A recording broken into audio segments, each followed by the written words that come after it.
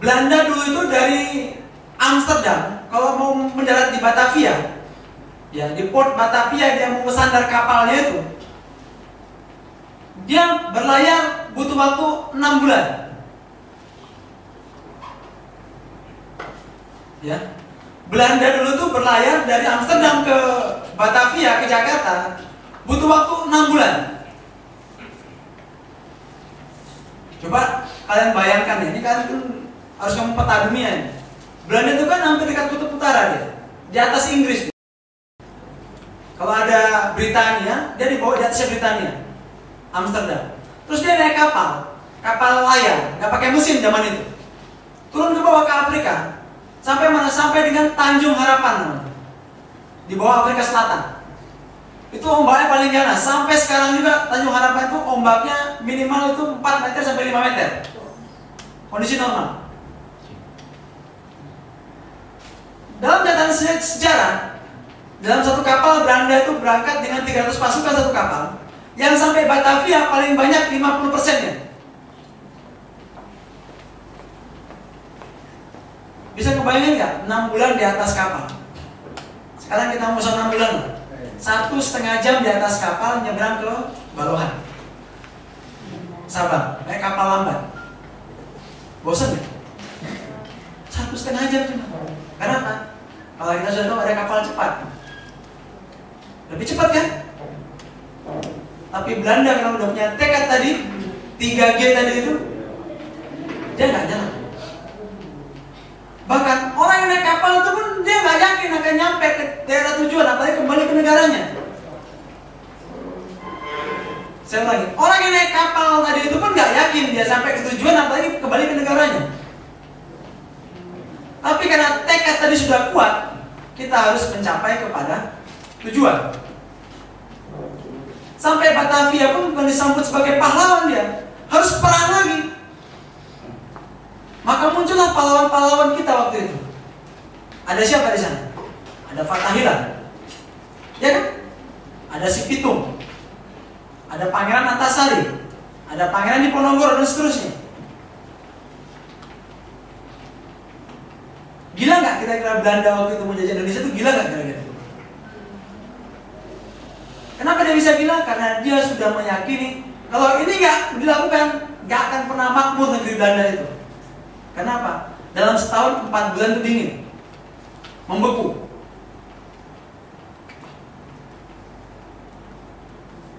Kenapa dia mau berjuang seperti itu? Karena dijanjikan di sana itu ada daerah tropis, sepanjang tahunnya disinari matahari secara penuh. Kalau bilang ada musim, nggak musim juga. Kenapa? Hujan juga datang setiap hari, kapannya bisa datang hujan. Kalau yang namanya musim, kita mau musim salju, jangan berharap akan datang hujan, karena pernah. Hujannya hujan salju. Ini yang dialami sama Belanda waktu itu.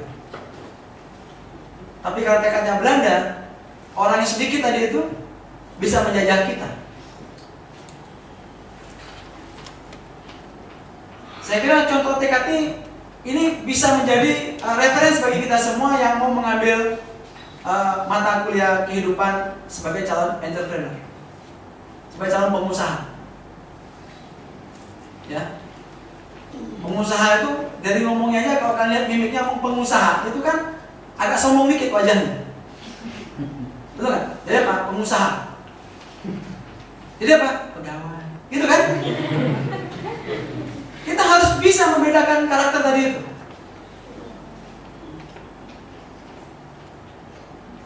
Kalau ekspresinya apa? Artis. Senyum kan? Makanya kalau kamu mau jadi artis, ya senyum, jangan jadi artis lah. Nggak laku. Ya. Jadi ngomong pengusaha pun tuh harus pede. Ya. Dan mata kuliahnya tuh nggak ada yang uji. Kita sendiri yang tahu kita berhasil atau kita gagal. Dan memang nggak ada bisnis yang abadi. Ya. Tetapi tekad untuk sukses itu penting. Kalau memang kita sudah bertekad jadi pengusaha, jangan pernah berhenti atau menyerah sebelum nyawa terlepas dari badan kita. Saya ulangi, Jangan pernah menyerah. Kalau kita menyerah, sudahlah kita kalah. Kalau sudah kalah, jadi pecundang. Tahu nggak pecundang? Buka kamus bahasa Indonesia atau buka Wikipedia, apa itu pecundang? Pecundang itu orang yang tertunduk mukanya, nggak berani menatap lurus. Kenapa? Dia adalah sebagai orang-orang yang gagal. Tapi jadilah penantang. Tahu nggak penantang? Ada orang yang siap tarung tadi, punya tekad. Itu yang kedua, tekad. Banyak contoh-contoh lain, tapi ini sebagai ilustrasi tadi aja. Bagaimana Belanda tadi itu bisa sampai Indonesia. Itu kondisinya. Yang ketiga, ya, setelah kita punya tekad, apa yang harus kita miliki? Kita harus kreatif. Artinya kreatif, kita memiliki daya cipta. Apa dari daya cipta? Kita harus bisa membuat sesuatu itu berbeda dari yang lain. Untuk hal ini akan saya beri contoh ini. Siapa yang nggak kenal aqua hari ini, saya tanya? Atau siapa yang nggak pernah minum aqua hari ini? Kalian boleh lihat, buka sejarah aqua. Aqua pertama sekali diperkenalkan tahun 74 di Jakarta. Idenya pembuat aqua ini sederhana. Waktu itu kan yang namanya pencemaran lingkungan kan udah dari zaman bahula. Waktu itu di Jakarta, kita bertamu ke rumah orang. Rumahnya kumuh. Dikasih minum, kita nggak tahu air apa itu diminumnya. Steril, udah saya masak, sudah direbus aja sama steril. Waktu kita minum, lain rasa. Kalau kita di kampung kan minum air rebus itu pasti ada, kalau dulu ada bau pandan. Untuk mengaburkan rasa sebenarnya. Pandan tadi itu hanya untuk mengaburkan atau memberi rasa lain, agar kita tidak mencium rasa bau aslinya.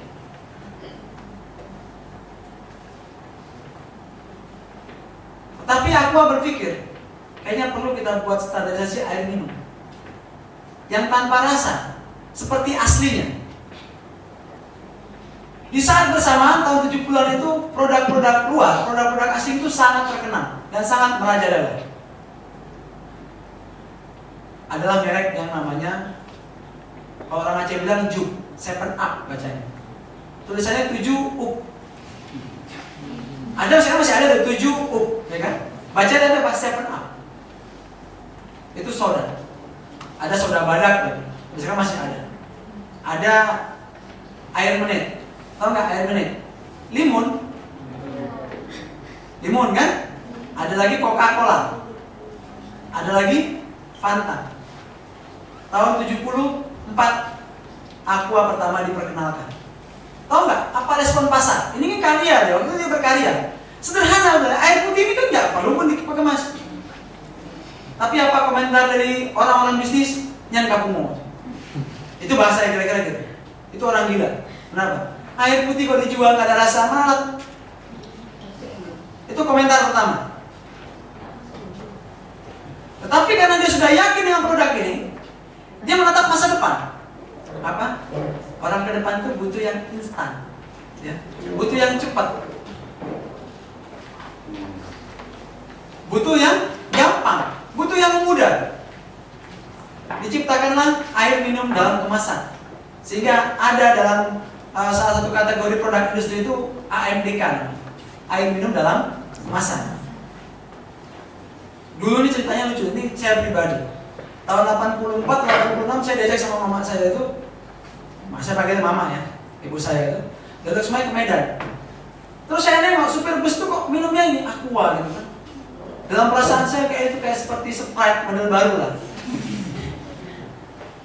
Waktu saat saya bilang sama mama saya, "Ma, beli air itu kenapa punya supir? Gak enak itu air tawar," kata mama saya. Tapi saya penasaran, satu saat saya ada uang, saya beli sendiri 300 perak waktu itu. Tahun 84 300 rupiah satu botol seperti ini nih. Saya buka minum, rasanya kok kayak gini, harganya mahal. Tapi juga saya, kok kayak gini rasanya, harganya mahal. Nah, ini kok di belakang rumah ada sumur gak? Saya sama, saya pikir gitu kan. Kalau di kampung gitu kan, kalau kita haus gitu kan jalan kaki, Ambil timba, masukin sumur, minum. Seger. Nggak sakit perut juga kan? Tapi di Jakarta waktu itu orang nggak lagi minum air sumur. Kenapa? Sudah tercemar bakteri. Sehingga muncul di Jakarta air minum dalam kemasan ini tahun 70. Dan namanya pun belum Aqua, namanya masih Aqua. Brand Aqua baru diperkenalkan akhir 76 atau tahun 77. Perlahan tapi pasti hari ini bis Aqua ini berapa triliun nilainya? Saya tanya. Ada yang tahu berapa triliun nilainya? Sebagai bayangan aja untuk Aceh saja. Aceh saja. Ya. Kira-kira satu hari berapa gelas air mineral kemasan kita minum? Baik yang gelas atau botol. Anggaplah misalnya satu orang Aceh satu hari minum satu gelas air Aqua yang 500 perak itu. Kalikan 4 juta. Berapa duit? 4 juta dikali 500 rupiah. Tambah aja nolnya 2 dikali 4 dikali 5. 5 kali 4 berapa? Hah? Nah 20 berarti 20 kali 4 juta berapa? 800 ya? 800 juta. Betul? Atau 5 juta kali 4 juta, 500 kali 4 juta berapa? 2 miliar. Satu hari 2 miliar. Berapa sebulan? Kali 30 60 miliar. Berapa setahun? 720 hanya dari yang 500 rupiah tadi. Gitu bisnis. Itu baru Aceh. Belum lagi nih Don. Kalau pesta sekarang ada nggak? Masih orang masak air pakai drum di belakang rumah? Lebih gampang beli Aqua gelas. Satu tamu malam minum satu, paling nggak 2 gelas minum kan? Ada nggak yang protes? Ibu je, nggak ada protes kan?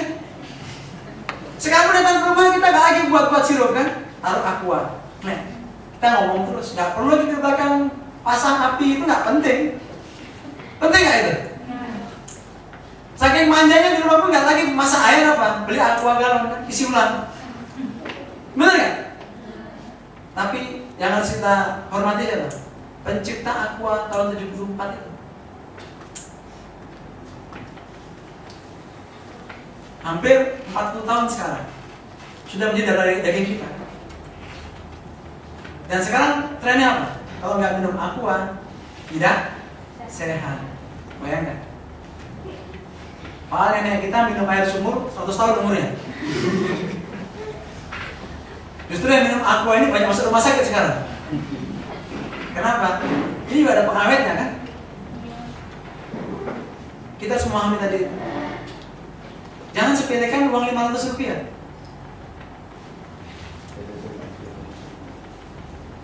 Anggaplah asumsi saya tadi itu nggak benar 4 juta gelas satu hari. Asumsikan 10% saja. Berarti satu hari berapa? 200 juta. Kalau dikali 30 berapa? 6 miliar. Siapa bisa cari uang 6 miliar sebulan sekarang? Saya tanya. Tapi ini penting bagi kita untuk memikirkan kira-kira apa lagi yang bisa kita ciptakan di masa depan. Itu ngomong kreatif. Satu contohnya saya kasih tadi Aqua. Kalau kreatif saya, ini saya kita juga ayam lepas. Sampai 2008 nggak ada itu brand ayam lepas. Artinya masih nol kan? Sampai Oktober 2009 ayam lepas juga masih nol. Tapi pada November 2009 ayam lepas baru bernilai 300 juta lah di Lampret itu sebulan. Dan untuk tahun 2009 saya baru memiliki ayam lepas itu nilainya sekitar 600 juta 2 bulan. Tahun 2010 selama setahun nilai ayam lepas itu sudah mencapai 14 miliar setahun. 2010. Berapa persen naiknya? 600 juta naik ke 14 miliar, berapa persen? Kali sendirilah, pusing hitungnya. 2011, alhamdulillah ayam lepas sudah bernilai 54 miliar.